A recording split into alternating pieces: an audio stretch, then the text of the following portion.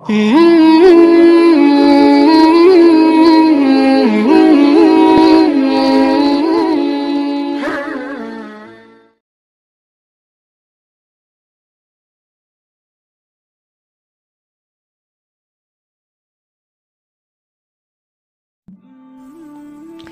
yang kedua, segala yang datang dari Allah itu tidak mungkin buruk.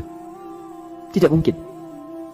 Kenapa kita diminta untuk taat dengan mutlak? Karena segala yang datang dari Allah pasti baik. Ya, pasti baik. Karena Allah menurunkan segala maslahat sesuai kebutuhan kita. Cuma manusia kadang-kadang, menginginkan sesuatu dengan pikiran pendeknya yang bukan kebutuhannya. Al-Baqarah 216. Gak pelan-pelan kita ya.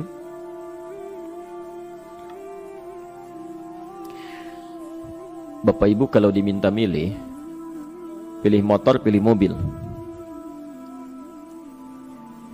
Apa? Pilih motor, pilih mobil. Kalau sebagai manusia biasa pilih motor, keterlaluan itu.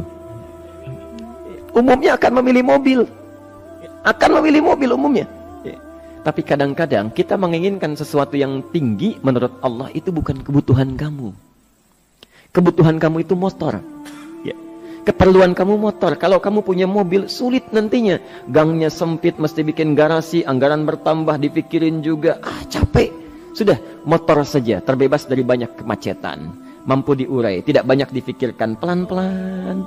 Turun ayat, Kutiba alaikumul qitalu wa huwa kurhul lakum. Ya. Diwajibkan atas kalian berperang. Dulu orang diminta jihad gelisah, ya. Gelisah. Nah, kalau ada perintah Allah yang melahirkan kegelisahan, ini maknanya. Ya. Tidak harus dalam konteks jihad yang fisik, ya. Jihad, melawan hawa nafsu kita. Jihad melawan pikiran kita. Jihad melawan prasangka buruk kita. Kadang-kadang ada keinginan kita yang kita inginkan menurut Allah itu belum baik untuk kita. Nah, sifat manusia ketika diberikan oleh Allah keputusan yang terbaik, kadang-kadang ada sifat dalam hatinya gejolak, belum bisa menerima. Ya. Ada gejolak di hatinya. Dalam keadaan demikian kata Quran, Kutiba alaikumul qital. Kalau Anda merasakan sesuatu sedang ada gejolak di jiwa, sulit menerima ketetapan Allah, maka perangi perasaan-perasaan buruk itu. Wa huwa kurhul lakum, walaupun itu sulit. Walaupun itu sulit. Jangan berprasangka buruk dulu pada Allah. Ayat yang indahnya, perhatikan kalimatnya. Asa an takrahu syai'an fahuwa khairul lakum. Boleh jadi Anda tidak menyukai sesuatu, di balik itu ada kebaikan-kebaikan besar yang Allah sedang rencanakan. Ya. Karena pikiran kita pendek, maunya sekarang saja. Tapi subhanallah, Allah sangat panjang, tidak ada batasnya. Allah memberikan maslahat sampai kamu meninggal, ini maslahatnya. Kamu berpikir sekarang saja. Wa asa an tuhibbu syai'an wa huwa syarrul lakum. Sedangkan boleh jadi di balik yang kita sukai ada keburukan yang sedang menunggu kita di depan ini, kamu tidak tahu. Ya. Apa logikanya? Wallahu ya'lamu. Allah tahu masa depan yang akan terjadi menimpa kita. Wa antum la ta'lamun. Sedangkan kalian tidak bisa membaca masa depan. Ya. Saya punya adik perempuan datang lalu meminta doa. Kak, saya ingin tes katanya. Ya, di salah satu bank. Kemudian sudah pada tahap akhir yang menurut hitung-hitungan manusia dan perkiraannya insya Allah lulus, karena tidak ada alasan apa-apa lagi untuk tidak meluluskan. Baik, bismillah kita berdoa. Tapi doa kita seperti dibimbing oleh Quran, tidak minta dunia saja, ya. Jadi dunia baik, Al-Baqarah 201, Rabbana atina fid dunya wa fil akhirah, ya. Dunia minta baik, akhirat minta baik. Tapi aturan dunia dan akhirat ini jangan disebandingkan, rugi. Dunia itu kecil, ya, akhirat lebih besar. Dunia itu kecil. Makanya diatur di Al-Qasas, ya, ayat 77 sampai 78 itu. Aturannya wabtaghi fima atakallahu daral akhirah wa la tansa nasibaka minad dunya.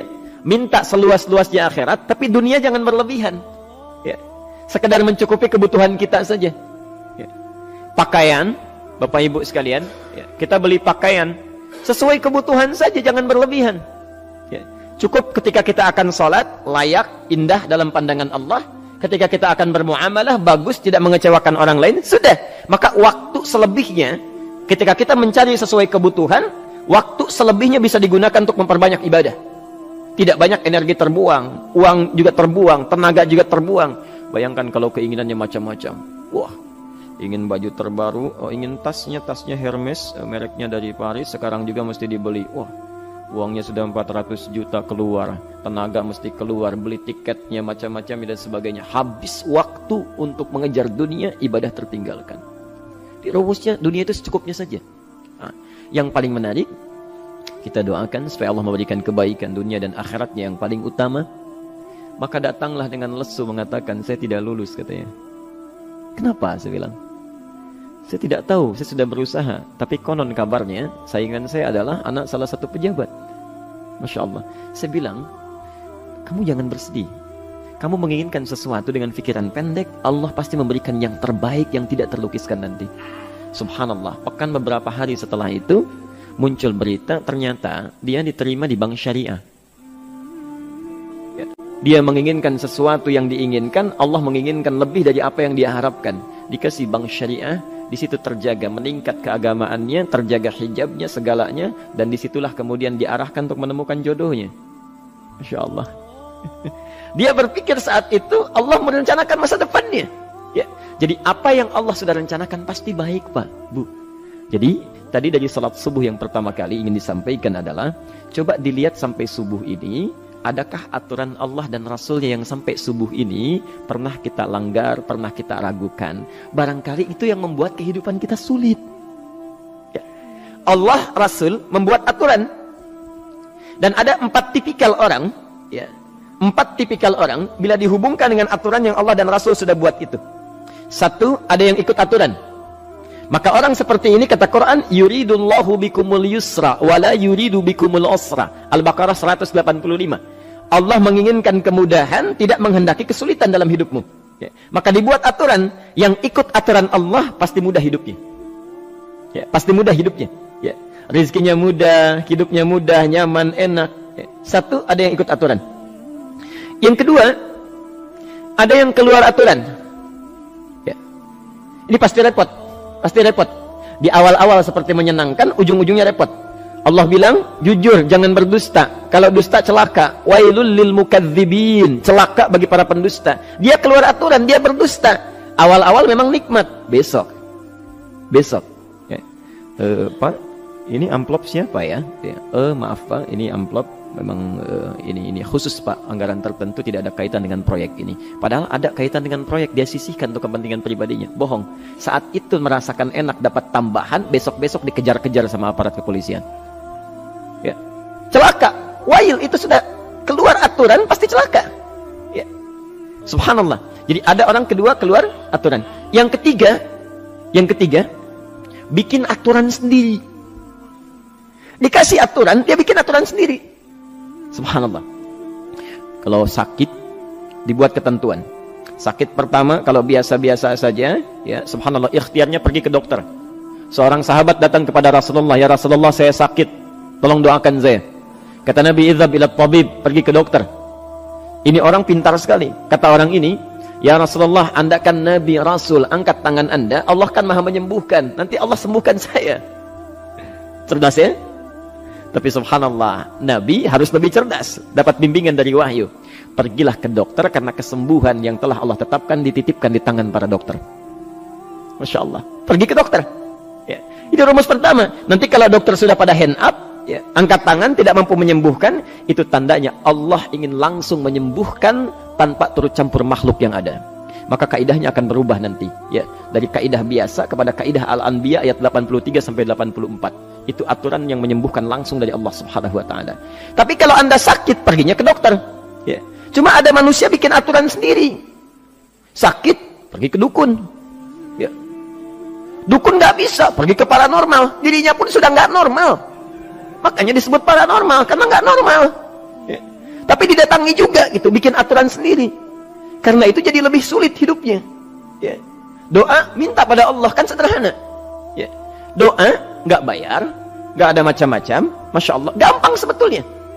Ada kekeringan, sekarang kan banyak kekeringan ya. Banyak kekeringan. Dikasih rumus, subhanallah, dikasih rumus yang tidak perlu pakai biaya. Meluangkan waktu, itu pun berpahala juga. Dunianya dapat, akhiratnya melimpah. Ya. Dikasihlah salat istisqa. Masya Allah, tinggal minta, memohon kepada Allah. sholat, mengangkat tangan, mohon pada Allah. Subhanallah, manusia tidak bikin aturan sendiri. Digarami saja. Orang garamin sayur, dia garamin awan. Cari biaya miliaran, terbang pakai pesawat. Kalau Allah tidak berkehendak, ya sudah. Ya. Ayo silahkan, berapa biaya yang mau kamu kumpulkan, tenaga yang kamu kumpulkan, silahkan aja. Ya. Yang ini hujan, bikin kering lagi di sana. Sana hujan, bikin kering lagi di sana. Mau sampai kapan? Ya. Dikasih yang gratis, tinggal muncul. Cuma manusia bikin aturan sendiri, ya susah hidupnya. Itu yang ketiga. Yang keempat, ada orang nggak mau diatur. Allah bikin aturan, dia nggak mau diatur. Ya, Masya Allah, ini yang luar biasa. Inilah yang fasik. Fasik itu keluar dari aturan, menyimpang, tidak mau diatur dia. Ya, tidak mau diatur. Karena itu Bapak Ibu sekalian, dari ayat yang pertama ini, ya, mari kita evaluasi sampai dengan hari ini subuh. Dari ayatnya memang sederhana, singkat, padat, cuma satu ayat. Tapi meminta kita untuk melihat, sudahkah sampai hari ini taat pada Allah dan Rasulnya? Yang kedua, ketaatan kita apakah selalu ragu atau sudah melahirkan keyakinan yang paripurna? Ya. Yang ketiga, pelajari aturan-aturan Allah terkait kehidupan kita. Aturan salat, aturan muamalah, ya, aturan beraktivitas, aturan berumah tangga. Pelajari itu supaya mendapatkan kemudahan. Biasanya kesulitan didapatkan karena kita belum mengenal aturan Allah dan Rasulnya.